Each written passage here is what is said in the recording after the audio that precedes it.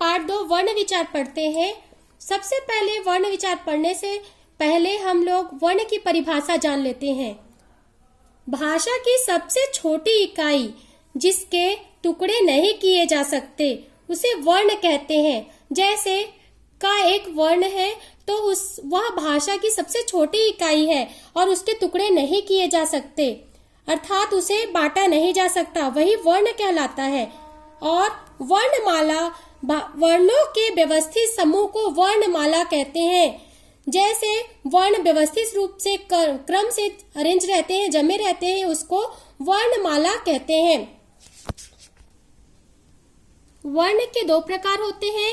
पहला है स्वर वर्ण, दूसरा है व्यंजन वर्ण। तो आइए स्वर वर्ण देखते हैं।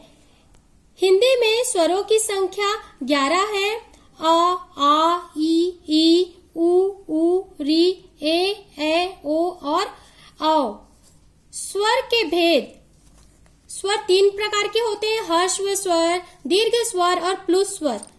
ह्रस्व स्वर जिन स्वरों के उच्चारण में सबसे कम समय लगता है उसे ह्रस्व स्वर कहते हैं, अर्थात जिसमें एक मात्रा समय लगता है उसे ह्रस्व स्वर कहते हैं। जैसे अ, ई, उ, री। इन स्वरों के उच्चारण में बहुत कम समय लगता है, इसलिए इसे ह्रस्व स्वर कहा जाता है। दूसरा है दीर्घ स्वर। जिन स्वरों के उच्चारण में ह्रस्व स्वर से ज्यादा समय लगता है, अर्थात 2 गुना समय लगता है, उसे दीर्घ स्वर कहते हैं। दीर्घ स्वर की संख्या 7 होते हैं। आ, ई, उ, ए,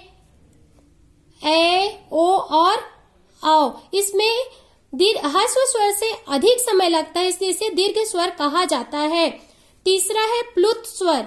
जिन स्वरों के उच्चारण में ह्रस्व स्वर से 3 गुना समय अधिक लगता है उसे प्लुत स्वर कहते हैं। जैसे हम ओम का उच्चारण करते हैं, ओम, तो इसमें दीर्घ स्वर से अधिक समय लग रहा है, इसलिए इसे प्लुत स्वर कहते हैं।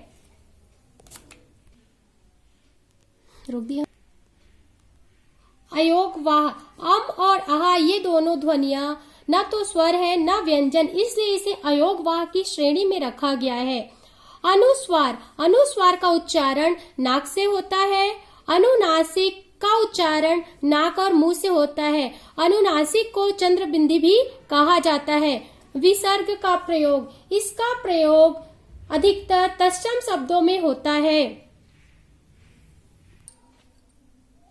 व्यंजन। जिन वर्णों के उच्चारण करते समय स्वर की सहायता लेनी पड़ती है उन्हें व्यंजन कहते हैं। जैसे हम क बोलते हैं तो क में स्वर जुड़ा होता है, वो होता है अ, तो क अ से मिलकर के बना होता है, अर्थात हर एक व्यंजन स्वर की सहायता से बनता है, इसलिए उसे व्यंजन कहते हैं। व्यंजन के भेद। व्यंजन के 3 भेद होते हैं, स्पर्श व्यंजन, अंतस्थ व्यंजन, ऊष्म व्यंजन। स्पर्श व्यंजनों में जीभ मुंह के विभिन्न स्थानों को स्पर्श करती है, इसलिए उन्हें स्पर्श व्यंजन कहते हैं। आइए नीचे देखते हैं कैसे स्पर्श करती है। हर एक वर्ग में 5 वर्ण होते हैं। जैसे क वर्ग में 5 वर्ण है, क, ख, ग, घ, अंग।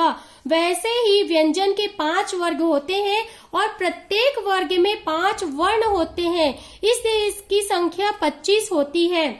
चलिए क वर्ग को देखते हैं। क, ख, ग, घ, अंग। ये ध्वनि हमारे कंठ से निकल रहा है, इसलिए इसे कंठ व्यंजन कहा जाता है या कंठ व्यंजन कहा जाता है। च वर्ग। च, छ, ज, झ, य। जब हम लोग च वर्ग का उच्चारण करते हैं तो यह हमारे तालु से, हमारा जो जीभ है वह तालु से टकराता है, इसलिए इसे तालव्य ध्वनि या तालु ध्वनि कहते हैं। ट वर्ग। ट, ठ, ड, ढ, अण। इसका उच्चारण करते समय हमारा जीभ मूर्धा से टकराता है, इसलिए इसे मूर्धन्य ध्वनि या मूर्धा ध्वनि कहा जाता है। त वर्ग। त, थ, द, ध, न। जब हम लोग त वर्ग का उच्चारण करते हैं तो हमारा जीभ हमारे दांत के अंदर वाले हिस्से से टकराता है, इसलिए इसे दंत्य ध्वनि या दांत ध्वनि कहा जाता है। प वर्ग, जब हम लोग प वर्ग का उच्चारण करते हैं तो यह हमारे होंठ से टकराता है, अर्थात प फ ब भ म। जब हम लोग इसका उच्चारण करते हैं तो हमारा दोनों होंठ आपस में एक दूसरे से टकराता है, इसलिए इसे होष्ट ध्वनि या होंठ ध्वनि कहा जाता है।